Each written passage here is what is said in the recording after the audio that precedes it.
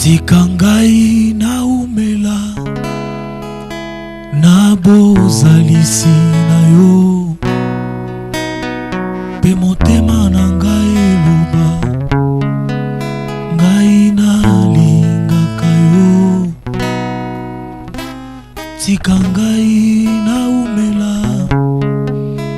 na bozalisi na yo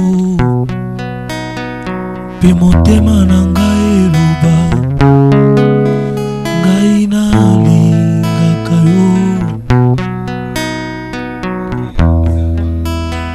Toriam Tulit. Mesdames et messieurs, à travers la voix douce, à travers la mélodie exceptionnelle, à travers l'éloquence, à travers cette voix qui nous conduit à un moment culturel. Mesdames et messieurs, bienvenue dans cette émission Sacrée Culture, une émission qui vous accueille avec amour, bonheur, joie. Roland Sassivola, bien sûr, à la présentation. Ce matin, on reçoit un artiste gospel. À travers sa voix, vous avez su comment il a commencé cette mission. Aïe, aïe, aïe. Cédric, sur ces plateaux de Sacrée Culture. Cédric, bonjour. Bonjour. Bonio, papa. Ça va? Calafort. Tozali. Bata, tukutana kalaba maestro, naba concert, naba show. Oliaka yomoko. Olingo kabula ngote. Te nalia ngamo te nalia na bato na tavaya na bango. Ah, na ba ope ba mona naga. OK, na ba ope ba mona naga. Yango elibiso guitariste no maestro que je salue en passant. Cédric sur ces plateaux de Sacrée Culture. Suivez ce jingle, on se retrouve tout juste après. Dans SMC du siècle, il élève, il inspire. Dans SMC du siècle, il construit l'avenir. Il force des ingénieurs, il bâtit des leaders. Dans SMC du siècle, respecte l'art pour guide. Dans SMC du Betela bisoliso na yo. Cédric a uti wapi. Kombonega Cédric, yo botamara na Cédric tondenge nini. Merci. Nga kombo na nga na mobimba nango ezali Chidibi Chibangu Cédric. Chidibi Chibangu Cédric. Yes. Otami wapi uti wapi. Na botami na Kasavubu na Camp Christ Roi avenue Kipemba soki na Bosanité numéro 27. Ah, aux amons à KV. Ceux de Kasavubu, on vous salue en passant. Cédric, on le reçoit ici sur ces plateaux de Sacrée Culture. Alors, tout bétamason la bisomandoule. Au banana musique gospel déjà, tout banana nous au départ ndoule ya comment on appelle ça profane et puis au yé na gospel. Bon, ndenge ngai na bandela musique. Comme vous le savez toujours na bomwana mutu soka zokola soka zana na état ya conscience te. Moi ba mélange à la simba koto et simbi pe koto, mais avec le temps tant mutako la ka zora conscience ndé a se décider katika la na eloko moko. Alors na bomwana na ngai déjà ngai ti na botama bando benganga pasteur.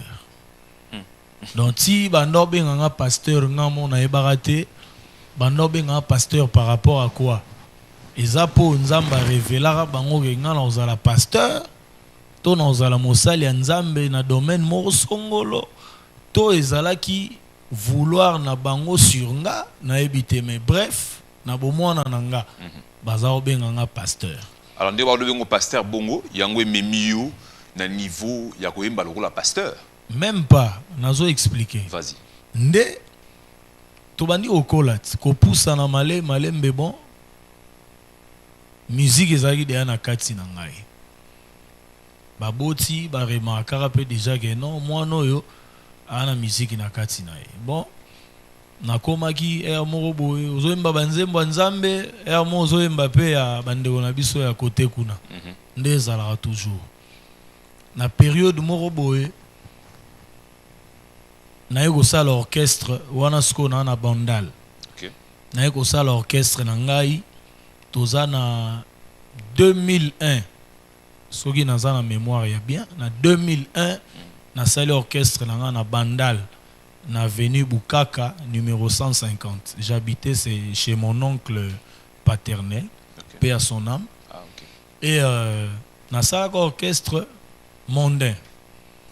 Bon, à l'époque, Nazara makasi penza na ko interpréter babiloko nyonso oyo ba wenge ko e banda obeta. Donc soki nazo betela yo biloko wenge ondi o monaka netike Nazara na bango. Donc pour ne pas dire que Wenge inspira yo. Bon. Donc koloba Wenge inspiré nga ezape mabete pour inspiration ezaka inspiration mais so ndimika ke Wenge inspira yo justement kota na monde ngo ya ndule. Justement ezala ki référence. OK. Pour mingi bato ebele lelo bazo vivre na hypocrisie. Quand on parle de Wenge ezaku na bato mususu baza ba chrétien mais na bandenge moko obatama. OK. Balandaka penza ba musique wana au plus profond. Ba yokarango ba consomarango. Bref, la génération Wenge Zuyo inspiré yo to poussani siko na parcours na yo. Justement. Et ko sala ke na bandi ko ba papa. Un moment na komi pena ko sentir na kati na ngai que il fallait ko tika babiloko wana mokili. Wana to yo ko masiko na ba 2004 je pense. Nde na komi siko ko zwa penza décision na 2004 na komi penza ko zwa décision te il faut siko na betande musique ya nzambe. Donc na tika siko ba mélange a interpréter Wenge a betara babiloko ba musicien nyonso wana te. Nde na ko zwa pena conscience te nga fona beta pena musique ya nzambe. Alors si côté kuna on a inspiré na Wenge ce côté à gospel, il a inspiré makasi pour vendre sa intelligence à musique aux anangoy. Ok. Si on a commis koyembela nzambe. Nde na banda oyemba déjà ndenge yo yebi ndenge na yembaka. Alors bato yo bazaka koyoka déjà musique ya nzambe mingi liboso avanga ba komi siko koyebisa ngai. Oh. Ozo yemba lokola Henri Papa, ndekwa Franck Moulaja. Parce qu'on a à l'époque, nga na ebagi na ngati Henri Papa c'est qui? Bon, bino nde besoin informer nga ke na yemba lokola mutu mo boy. Nga na ebagi te. Ah. Nde bon par curiosité no bi bon, il faut ce qu'on a luka na ebana no Henri Papa ngo baloba nga na yemba lokola yezaka nani. Tout à fait.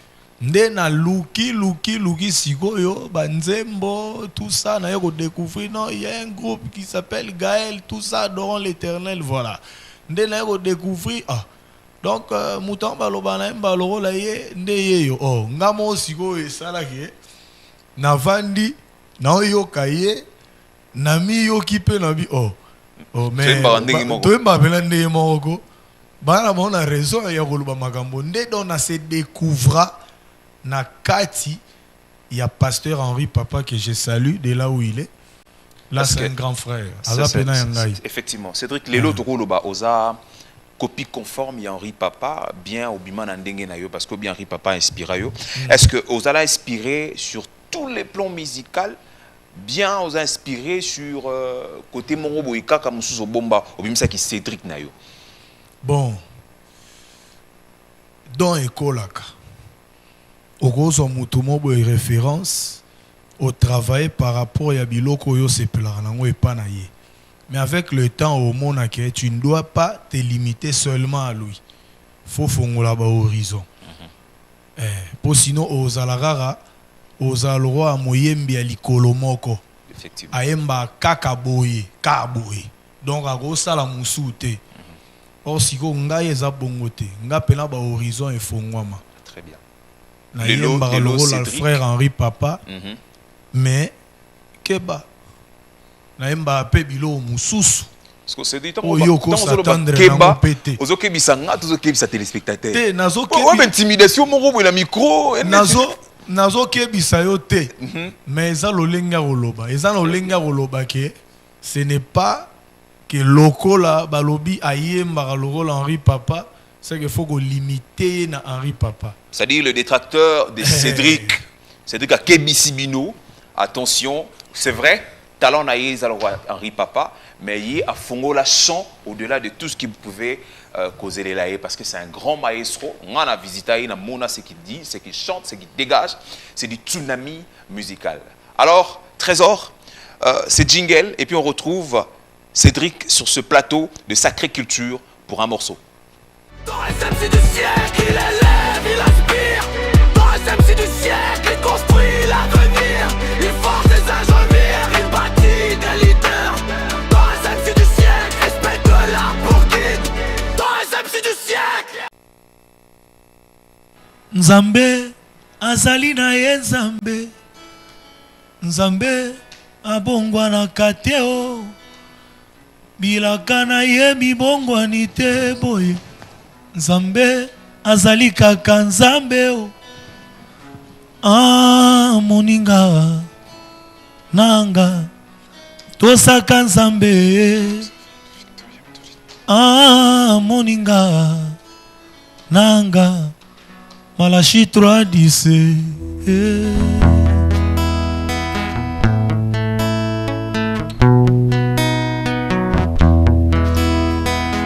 Nzambe azali na ye Nzambe, Nzambe abongwana kateo, bilaka na ye mibongwani te boye.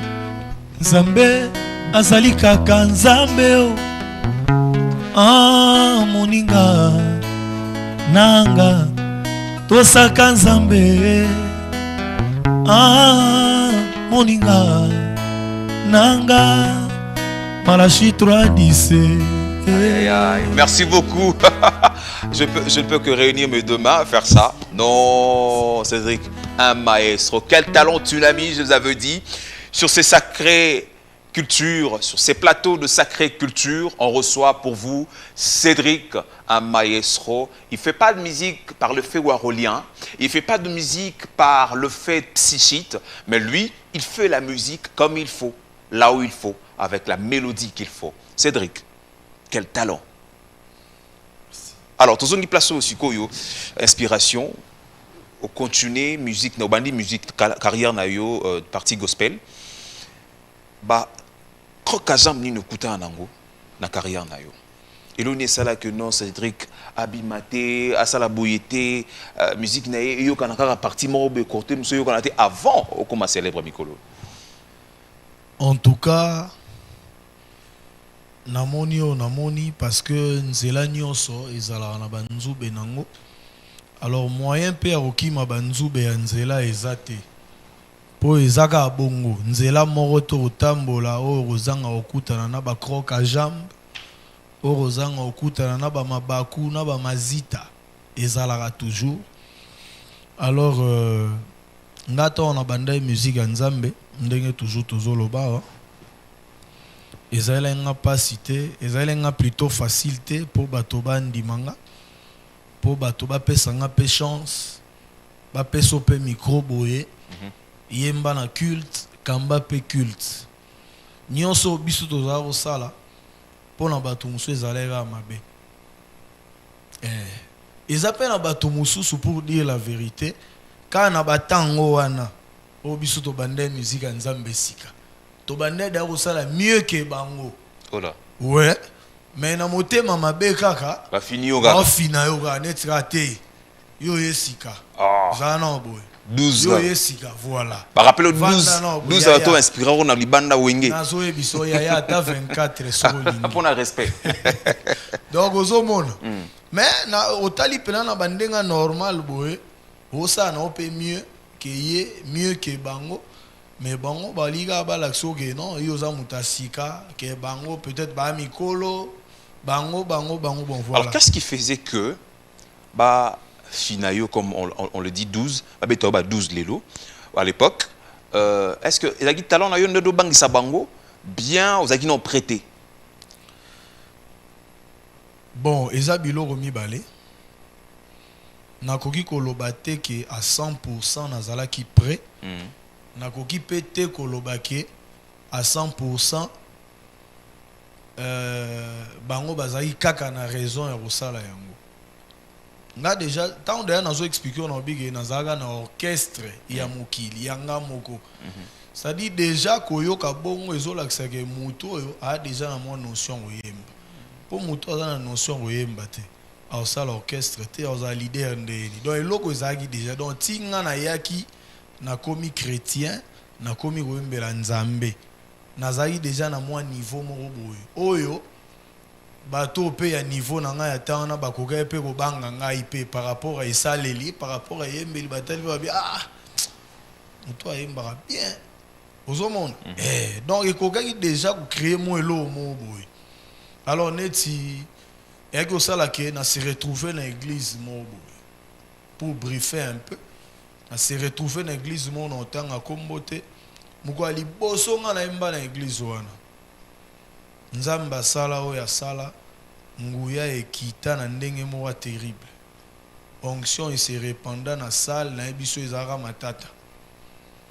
Et que ça là qui ndenge toujours ezala so mutazo yemba azo ça bien azo pambola bino ba église o baza sensible en esprit en retour ba ozong c'est loi ascenseur quand tu les bénis na talent na yo bango pe bazo pambola yo peut-être na mbongo to na biloko baza nango isali ke na église wana ba pambola nga financièrement terrible ba cha offrande justement pour Cédric. Voilà, parce que Cédric a béni le peuple de Dieu le jour où voilà, en retour, Kasimagamba Galate 6 yangot muto yo akaboli mamba nzambe na yo pe kabola na ye bozwi na yo. Nga na pamboli bino na dona nga na grâce na nga.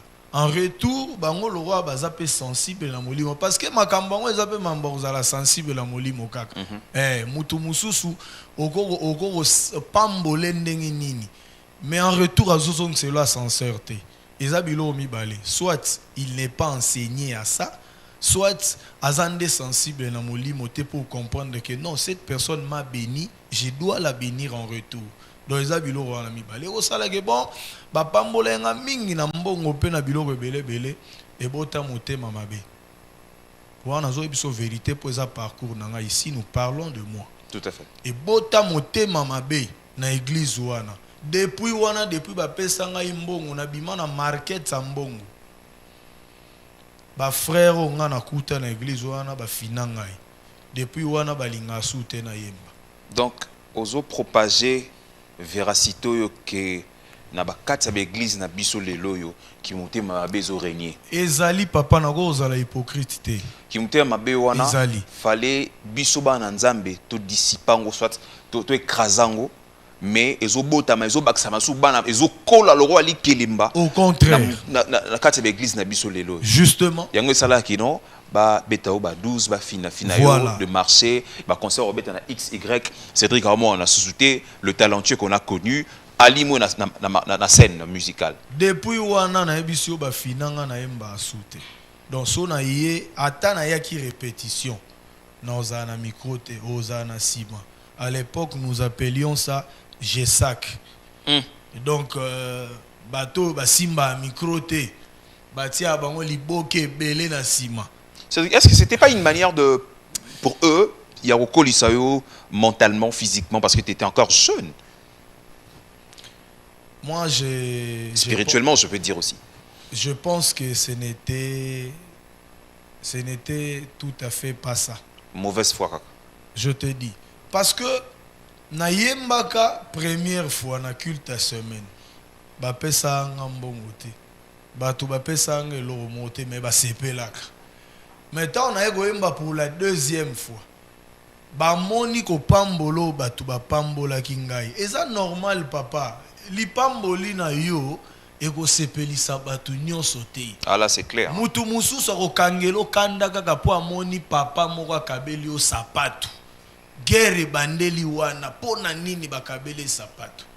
Mais bon voilà bilo muso ebandaka wana. Là c'est clair. Et depuis wana ba finanga penza ba finanga na yemba soute na niveau que pasteur yemora benganga tout na ngai toi pourquoi tu ne touches plus le micro m'appelle MC Nabi ah papa nga na ye na kuti bango nde bazo kamba nga moyen na sala bras de fer na bango ezate soki nazwi micro na ngai moko bakoloba ke nga nazo welela Alors na tikaka bango ba pesa nga mais bango pe bazo pesa te. Bon la chose à faire ezaka na garder na nga silence. Très bien. So ba pesa kolo akumama. So pe ba pesa te kolo akumama mais entre-temps nga na zo continuer ko bosser na nkuku po jour na kozwa siko micro. Po biloko ngo ya bongo. Nga na za David naza na zamba.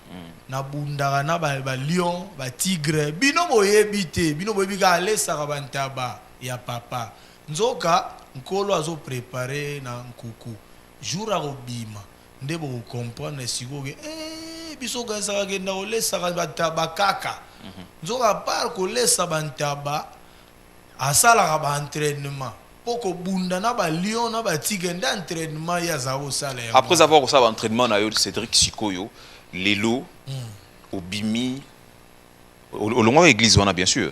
Ouais, na longo. Lelo Obimi dans le monde entier va découvrir Cédric. Qui est Cédric? Qui est maintenant Cédric? Parce que Cédric Lelo yo comme un niveau un grand maestro. Seras-tu à mesure il y a Mbappé moi dans mon corps à Mbappé grave et de ne pas faire ce que les autres ont fait? Seras-tu à mesure de le faire aussi Lelo? Merci bon. Nanou na komi grand maestro te mais naza quand même oh nazali. L'occasion fait le larron. C'est pas moi qui l'ai dit, l'occasion fait le larron. Bon. Les Anglais disent the practice makes perfect. Sans forgeant, on devient forgeron. Ouais. Plus tu le fais, merci. Plus le genre qui est Cédric et Lelo et Cédric, c'est un maestro. Moi, j'ai l'expérience et j'ai de l'assurance que tu es un grand maestro. Vous avez la raison au lobango parce que vous êtes témoin ya musalo na salaka. Misuno e monaka. Effectivement. Mato inawe yokaka. Donc tu as lobango yo poyebi liboso ya nani ozali. Alors pour na makambo etali bana na rolobela wutu te. Naza na bana mo mingi. Yo finira bango te. Te nga na fina bana te nga naza lokwa ba yaya o nga na kuta te. OK. Nde bando la kisanga motema mabe ngai pe na la kisabana o nga na obota na musalo motema mabe te. OK. D'abord, je t'informe, je suis peut-être parmi les rares des leaders. Oyo, azalaka azo formé mutu, azo laksa mutu oyemba, mais azo meme na production et puis azo pese mbongo. Wow. Nous, mais je te dis, mais nous, en notre époque, ce n'était pas comme ça. Nous, une époque, ma finance, tient telle enseigne que n'ambongo. Sobeta ba makolo. Papa nazo sotika. Tika moni biso to bani musique nzambo to mona ngala zalaka soif ya koyembela nzambe na ya koyeba musala bien bando sala ke posa wana ya koyeba na koma mwa mukie o nazalelo yo yebi tout à fait et sala kiki na batan wana ngana koya koyoka esika matanga ezate. Il faut na kende wana na komisa kombo bamonoka bapesa ngaka ata nzembo moko mais lelo nzambe azomema biso na ndenge na ye nyonso wana ezalaki ba entraînement. Tout à fait. Ezalaki ba entraînement nkolo azaosalisa biso. Effectivement. Ozomona bakopesa mbongo te me kende yemba me nga lelo naza na bana oyo ezalaki mwana ye koyekola koyemba mpa na nga me tokendaka na ye production ayembi mpe te me nazwi mbongo napesi ye. Seigneur. Toza mingi te na comportement ya ndenge wana na mboka oyo. Tout au contraire bamisusu bakomema yo basalisi yo musala c'est-à-dire oyembi me na suka nango ozwi eloko te me nga omona oyembi te me ka mpo na memaki yo. Alors lolenge ya nazo apprendre yoka koyemba te mais nazo apprendre pe comportement moko boye ke kozala motema mabe te. Na vie tant mutu azo yekola biso to na mauvaise philosophie en fait na Congo. On pense que quand quelqu'un aye koyekola pa na yo eza temps ya ko profiter ko nyonga ye ko nyokola ye ko kembise non. Eza occasion te o profiter nyokola. Ça faut changer civilisation voilà mutu aye koyekola yo ko profiter te na nzela ya boyekoli na yo koma ko nyonga ye. Okomise neti mwana bitinda no mo ermo zona kantine ona geto ka maite papa. Totikala na kopo to kutenele ki on. Voilà, ayaki mamba koyekola ko sese makambo eza libanda koyekola te. Alors Cédric sur ces plateaux de sacrée culture l'esprit de coaching que tu as, le grand cœur que tu développes, ce matin, cet après-midi, on va développer, on va écouter la voix de Cédric, exclusivité, à l'exclusivité ici sur ces plateaux de Sacrée Culture, dans votre chaîne, bien sûr, Sacrée Vision Média, la valeur ajoutée dans le monde médiatique congolais. Maestro, on va écouter Maestro. Dans SMC du siècle, il élève, il aspire. Dans SMC du siècle, il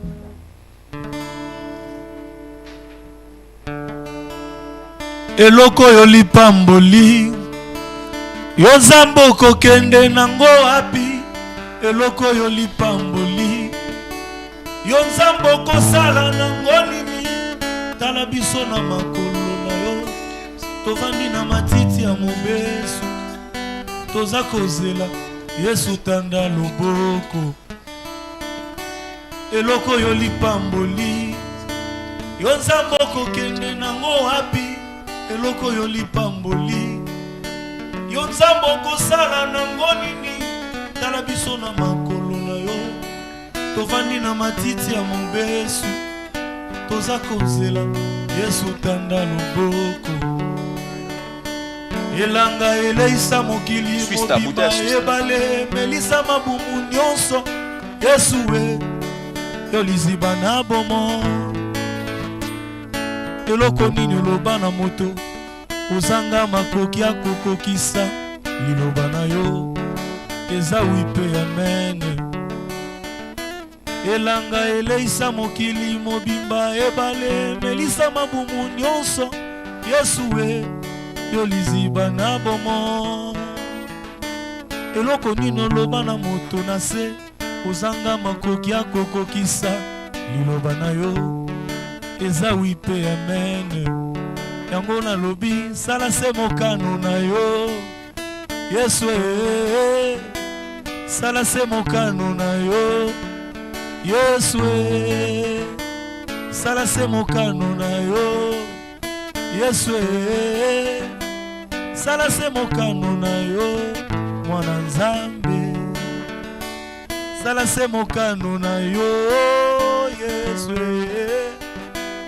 sala se mokano na yo Yesu sala se mokano na yo mwana nzambe sala se mokano na yo papa na nkembo oleki makasi mingi nzamba ngolu oleki kitoko mingi nzambe na bomoi makambo salaka Yesu epesaka basuje ya koluka yo liloba na yo eza wipe amen okela mbwaki makambango kasi atokaka te okela libata opakola mokongo na ye mafuta Yesu tala ekotaka mai te oyo nzamba makasi boye liloba na yo eza wipe amen eloko yo lipamboli yo nzambe okokende nango wapi eloko yo lipamboli yo nzambe okosala nango nini Maestro, aïe aïe aïe. Ça dit qu'on peut applaudir une fois de plus. Yemo Rabeti Maboko. Elle dit tellement trop. Quelle musique, quel talent de tsunami exceptionnel ici. T'es une richesse, c'est vraiment une richesse. T'es les hydrocarbures, t'es le pétrole de la musique congolaise. Ah, cette musique exceptionnelle que tu dégages. Une musique congolaise fabuleuse que tu nous dégages. Félicitations. Merci. Mais Koyo Kayo, en tout cas, Henri Papa Nezoya. Koyo Kayo, non, rappelle qui Cédric Maestro. Koyo Kayo, non, grand coach. Ah, on peut t'appeler Ibenge? Ah non. Ibenge en Christ. Alors Cédric. Yeah. Les autres commissions dans le monde coaching dans le lobby, so kepe ba événement. On t'a aimé écouter au PCA quelque chose. Les loyaux structure, aux la structure moko encadré rabato, ils ont connu bien en développant. Bon, dans un groupe, yangai ndenge ba musicien nyonso bayebani bazala na ba groupe ngape naza na groupe ese umeli déjà. Comment on? Bon, jusque là je suis en train de prier que le Seigneur m'inspire comme bonini topé sa groupe. Et mes groupes eza déjà. Groupe eza déjà. Combo eza problème te nzamba opé sa combo. Ah non, non, pas si combo te. Mes groupes eza nanu déjà. Ah, il y a la virtuelle. Et bien, tu as déjà, et tu as rappelé ma concert, et bien, tu as rappelé lever les rideaux. Mais yo zalara mingi mingi oyebi omona groupe ezali. Groupe bene ezali. Bon moni na obite ke combo eza importante. Mais combo eza na minute o eza nécessaire te. Ce groupe eza urgenté. C'est-à-dire que ce groupe ezali. Tu as un ndengeni pour beta la concert par exemple la chaîne Sacré Vision Média le linguiste voit Cédric est accompagné Bisso na une année na Bisso, deuxième année na Bisso, troisième année na Bisso. Comment on va faire pour te contacter yo? Ouais, vous invitez le frère Cédric, hein? C'est en invitant le frère Cédric et le groupe viendra. En invitant le frère Cédric, comment? Un numéro de téléphone, t'as? Numéro de téléphone ezali donc numéro ezali 89 OK. 530 21 29 089 530 21 29 wana WhatsApp na biso. Bon na normal. Na normal wana pe le canon na normal mais ba numéro ezami balé ya mi balé ezali 081 45 OK. 50 701. Encore 081 45 50 701. Donc tant ozo benga ozo yamba ngai moko mbala moko. Ah, yo.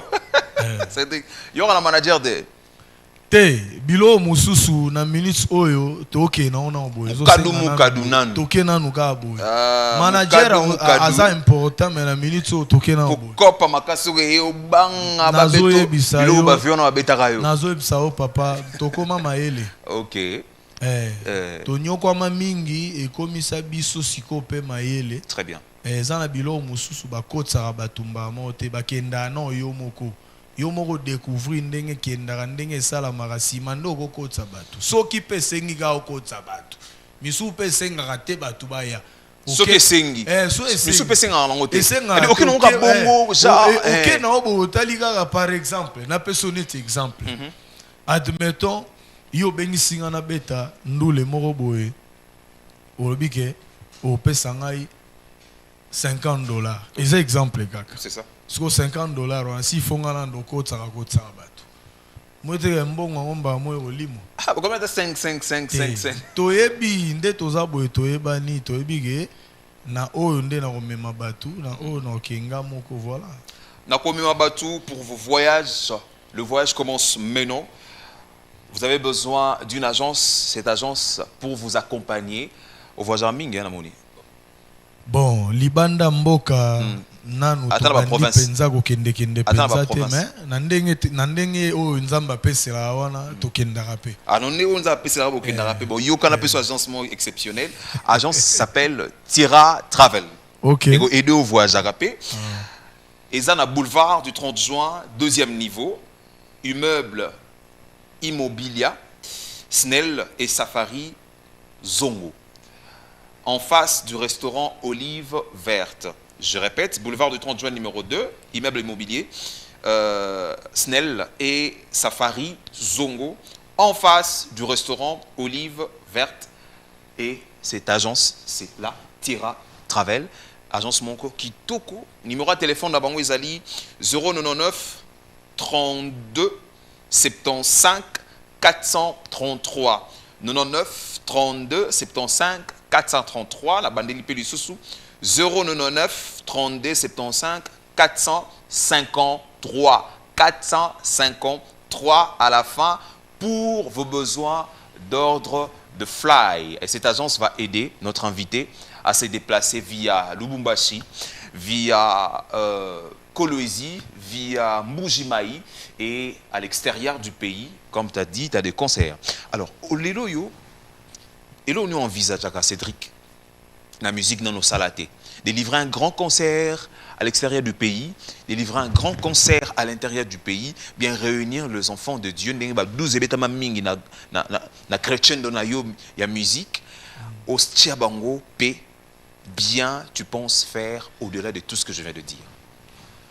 Bon, en tout cas, quand on uti goloba, grand concert dans son vrai sens.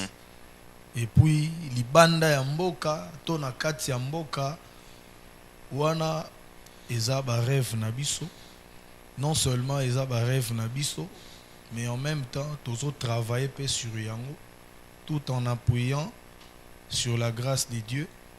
Donc, on s'appuie plus sur la grâce de Dieu, mais tozo bosse pe ndengo yo ngolo yo kolinga makambo ekendele.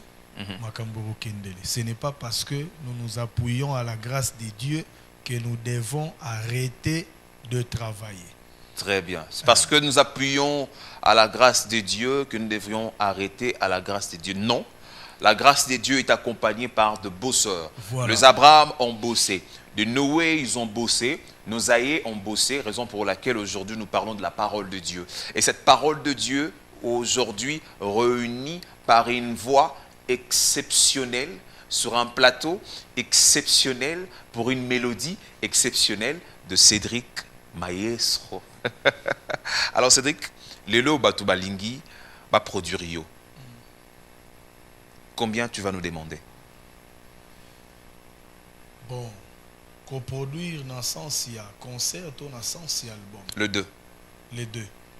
Bon, moi je pense que on est dans ma photo sur la ndinga katimine. Tu peux ça primo est la non Cédric Lelo, conséquenté Lelo non Cédric. Assez autant pour un type d'événement. Cédric assez autant pour la production X, pour la Y. OK. Bientôt bien dans la Kundulupe. Moi il faut Kundulupe. Aïe aïe aïe. Kundulupe oyo. Kolobango publiquement boye. Nazo mona opela neti moi bokebi mingi te. Yo wama aïe, lo wana aïe. Aïe. Dans ton dans la Kundulupe. Trésor, quel trésor, celui qui a assumé tout ce qui va avec la production. Chapeauté par notre directeur de programme Ismaël, et puis le son, quel son exceptionnel de Jans, et puis l'oketo, Moutoulanga l'oketo que je vois en passant. Mesdames et messieurs, c'était pour nous Sacrée Culture, une mission fabuleuse, une mission qui vous donne des décryptages culturels pour vous. Alors, ce matin, aujourd'hui, on reçoit un talent qui va clôturer un mot de la fin déjà, Poto Kenandoule.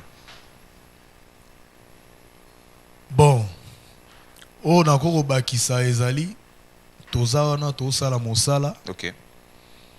Moto nyonso nzamba ko simba. O amoni ki akoki ko épauler biso financièrement pour que mosalo tozo sala na studio. Et pambola pe bato mosusu et comme la pe bato mosusu. O répéta rap. A hésité te ko sala ngo. O répéta wapi. Bon, actuellement toza na siège fixé. Mais tokoma ko répéter na ndenge lelo c'est-à-dire basala ba répétition et coma. OK. Donc on choisit une salle par rapport à un événement, par rapport à un événement que nous sommes en train de préparer. Très bien. To fouti salle, to répéter, to préparer événement wana, donc to préparer production wana. Toke to beti.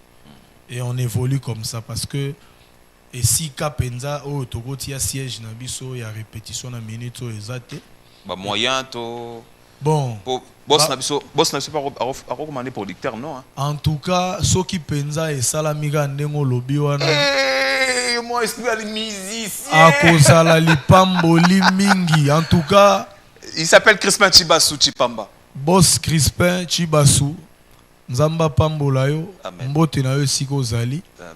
En tout cas soki na nzela na yo nde tokozwa o to anango bosenga poto sa musala oyo. Un mot sur et ozala malamu mingi ozali pamboli mingi pona biso. Un mot sur la chaîne, sur le plateau, tout ce que vous avez vu. En tout cas na sepeli na chaîne na yokaki ona na sango. OK. Na moni o na za okanisa te na mutu na ngai. Tant na koti na moni pena le contraire ya o nga na bando mona na esprit. Très bien. Chaîne eza kitoko na moni matériel ezali plateau eza kitoko donc oya a témoigné le Wangai. Le plateau de Sacré Culture est toujours open pour Nayo. À chaque fois tu as des événements, à chaque fois tu veux annoncer quelque chose, à auto fond de la porte pour opé samela, neni zalara et neni zokendele. Quel plaisir Royambayo Cédric na plateau na biso. En tout cas, tolobi déjà merci pour na motema muneno bofongole libiso. Effectivement. Biso gutunde to remercier bino mingi. Pour déjà opportunité au bopesi biso ya que to ya tangu to lingi. Eza déjà libaku mora malamu parce que mingi ba pesa rabatu ba mabaku ote. Mais awa tozu yango nzambo biso to gumba melaka na nzela loyembo akanisela bino. Akanisela biso, akanisela bino. Bato balandara mingi Sacré Culture, bato balandara chaîne na biso Sacré Vision Média. C'était pour nous l'émission Sacré Culture qui touche vraiment à sa fin. Nous avons reçu pour vous Cédric, un maestro gospel. Quand il chante, quand il tient le micro, aïe aïe aïe, le cœur sont tressaillis de joie. Merci beaucoup à l'équipe technique, merci beaucoup à vous qui nous soutenez et merci à notre boss Crispin Chibasso pour cette chaîne Sacré Vision Média, la valeur ajoutée dans le monde médiatique congolais. Quant à moi, Roland Tsessibol, MC du siècle, on se retrouve prochainement tout en sachant que Patriam Servando Victoriam Tulit. À bientôt. Cédric. Nakola na maboko na yo, na yekola na kelasi na yo. Mosungi moko yo bapesi ngai eza se omoli monsantu motema na ngai ezoka bapota batrahison na bajugement ya bato. Je me suis relevé na buya na yo kotikanga te nzela eza nanu molai molimo na nzambe akita C'est mon jingle, en tout cas. Bon, c'est d'ailleurs. Dans la Sissi Kaka. Ah, la salle dans des ans. Molimo Nanzambe Akita Awanase Lisungi Nangayo Moboko Linanga Kelasi Nangayo Nasilisi Nanu Koyekola te Zala Nangana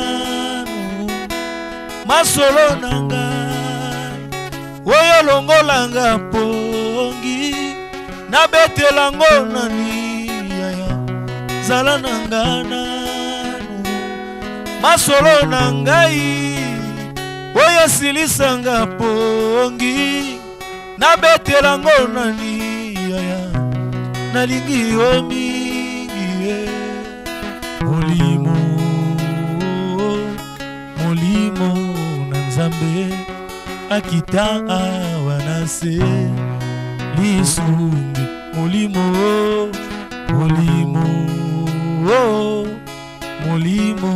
na Nzambe akita awanase lisungi na ngayo.